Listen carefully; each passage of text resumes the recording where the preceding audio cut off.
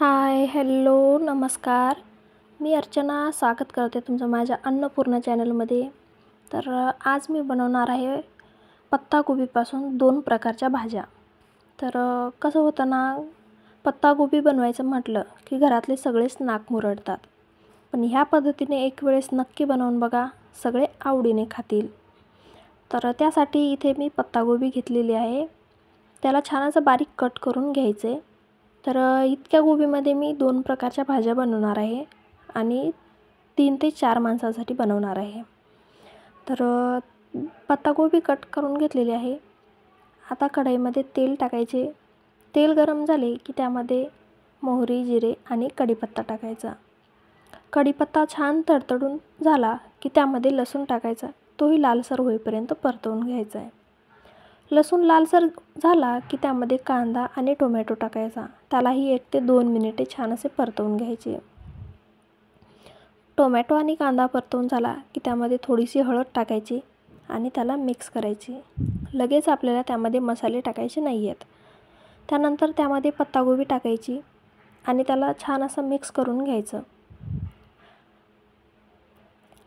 या स्टेपला इथे मी पाणी टाकणार नाही आहे. ह्या भाजीला सुकी भाजी करणार आहे.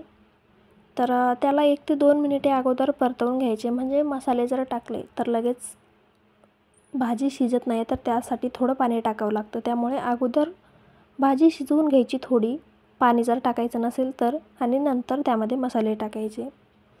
तर इथे मी 1 ते 2 मिनिटे अगोदर पत्ताकोबी छान अशी परतवून घेतलेली आहे. नंतर त्यामध्ये घरगुती काळा मसाला टाकलेला आहे 1 चमचा. 1 चमचा लाल तिखट, थोडीशी कोथिंबीर आणि तो कूट मी घरी केला होता बघा. त्यामध्ये कारळं, तीळ, शेंगदाणे, खोबरं आणि डाळवं असं छान सर्व भाजून मिक्सरमध्ये काढून घेतलं होतं. तर त्याला झाकून ठेवलं आणि काय झालं, मीठ टाकायचं बघा, माझ्या लक्षातच नाही आहे. तर परत आता त्याला मीठ टाकणार आहे मी. तुम्ही मीठ अगोदरच टाका, म्हणजे भाजी छान शिजेल आणि भाजीला पाणी सुटेल. तर बघू शकता, तयार आहे आपली पत्ताकोबीची सुकी भाजी. फक्त काय करायचं, 1-2 मिनिटाला त्याला मध्ये मध्ये परतवत राहायचं, म्हणजे भाजी खाली बुडाला लागणार नाही. तर तिखट भाजी तर तयार आहे मसाल्याची. आता दुसऱ्या पद्धतीची भाजी करायला घेतली आहे. त्यासाठी इथे मी तवा गरम करायला ठेवलेला आहे.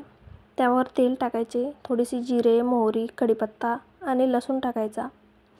ते छान झालं की त्यामध्ये आपल्याला हळद वगैरे किंवा मसाले काहीही टाकायचं नाही आहे. 2 हिरव्या मिरच्या टाकलेत.